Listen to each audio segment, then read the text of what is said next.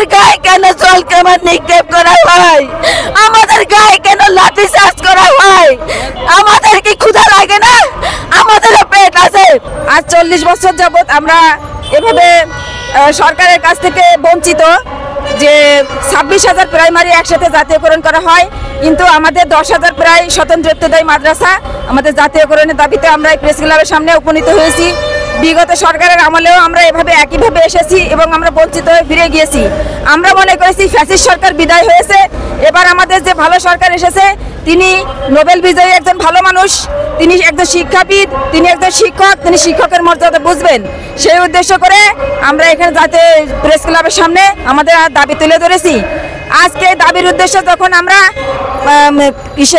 সচিবালয়ে আমরা স্মারকলিপি প্রদানের উদ্দেশ্যে র্যালি করি, সেই র্যালিতে শাহবাগে থানার সামনে আমরা শিক্ষক যারা এসেছি আমাদের উপর লাঠিচার্জ করা হয় এবং জলকামান নিক্ষেপ করা হয়। তাহলে বাংলাদেশের বুকে শিক্ষকের কি আসলে মর্যাদা নাই?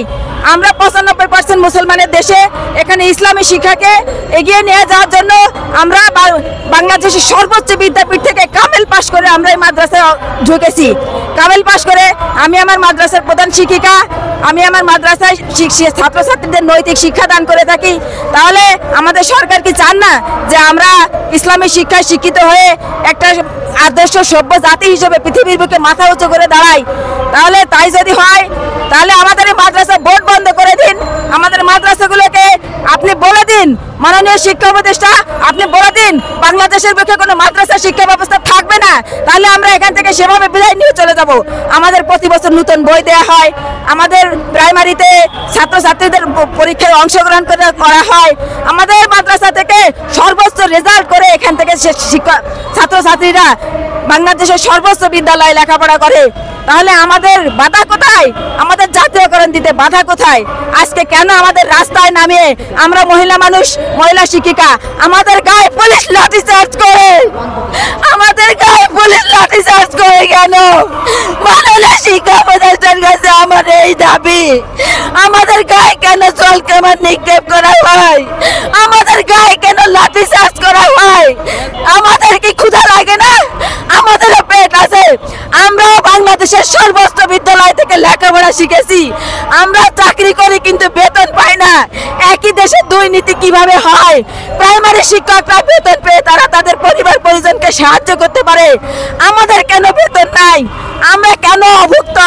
আমরা কেন বারবার প্রেস ক্লাবের সামনে আসবো? মাননীয় প্রধান উপদেষ্টা, মাননীয় শিক্ষা উপদেষ্টার কাছে আমার দাবি, আমরা মেয়ে মানুষ, আমরা সম্মানিত, আমরা শিক্ষক মানুষ, আমাদের কেন সম্মান নাই? রাস্তায় নামিয়ে আমাদের এইভাবে লাঠি চার্জ করা হয়।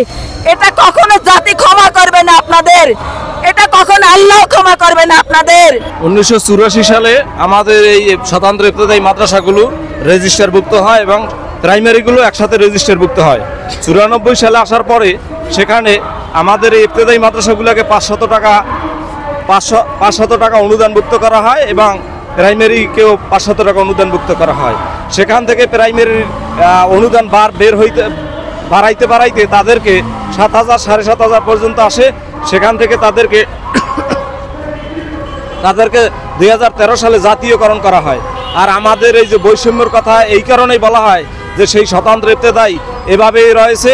2018 সালে আসার পরে 1,000 টাকা, 12 সালে 1,000 টাকা হয় এবং 18 সালে আসার পরে সেখানে 1200 টাকা করা হয়।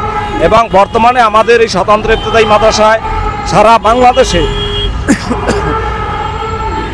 বাংলাদেশে 1519টি প্রতিষ্ঠানে মাত্র 3,000 টাকা সহকারী এবং 3,000 টাকা সহকারী 3300 টাকা এবং প্রধান শিক্ষকরা 3500 টাকা পায়। 7,000-এর উপরে আমরা কোনো বেতন ভাতা কিছু পাই না।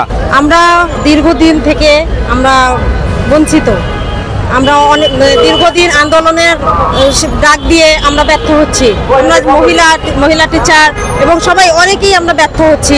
অনেক দিন থেকে আমরা বৈষম্যের শিকার হয়েছে, অনেক শিক্ষক আমাদের মারা গেছে। আমরা দীর্ঘদিন ধরে ওই জাতীয় প্রেস ক্লাবের সামনে, শিক্ষা অধিদপ্তরের সামনে আমরা আন্দোলন করে আসছি, কিন্তু আমরা ফলপ্রসূ কোনো কিছু পাচ্ছি না।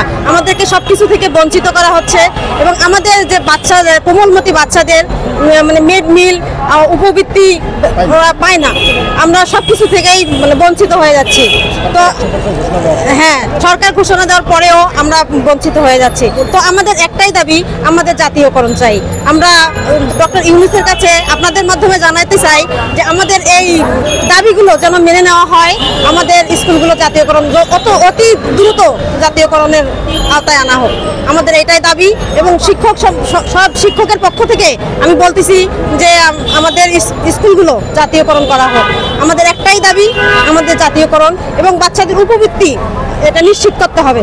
আমাদের জাতীয়করণ হয়নি, এরকম 4159টি বিদ্যালয় আমাদের আছে এবং এই বিদ্যালয়গুলোকে দীর্ঘদিন ধরে 26,193 যখন জাতীয়করণ হয় সেই বিদ্যালয়গুলো এই 26,193 সাথে যাচাই বাছাই করা হয়েছে এবং সরকারের কাছে এটা সংরক্ষিত রয়েছে। আমাদের বিদ্যালয়গুলো যে আছে এটা সত্য এবং আমরা বারবার সেই সরকারের কাছে আমরা চেয়েছিলাম যে এই বিদ্যালয়গুলো জাতীয়করণ করে দেওয়া হোক। তারা আমাদেরকে বারবার আশ্বস্ত করেছে কিন্তু আমাদেরকে বৈষম্য করেছে, আমাদের কেন যেন আমাদেরকে দূরে ঠেলে দিয়েছে, আমাদের বিদ্যালয়গুলো জাতীয়করণ করে নেই। তাই আমরা বর্তমান সরকারের কাছে আমরা অনুরোধ করব যে আমাদের এই বিদ্যালয়গুলো যেন জাতীয়করণ করে দেওয়া, আমাদের এক মুঠো ডাল ভাতের ব্যবস্থা করে দেয়, এটা আমাদের সর্বশেষ অনুরোধ। এটা যদি করে না দেওয়া হয় তাহলে আমরা কিন্তু বর্তমান প্রেস ক্লাব ছেড়ে আর কোথাও যাব না। আমাদের শেষ ঠিকানা এবার আমরা এই বিদ্যালয়গুলোকে জাতীয়করণ করে আমরা এখান থেকে আমরা যাব।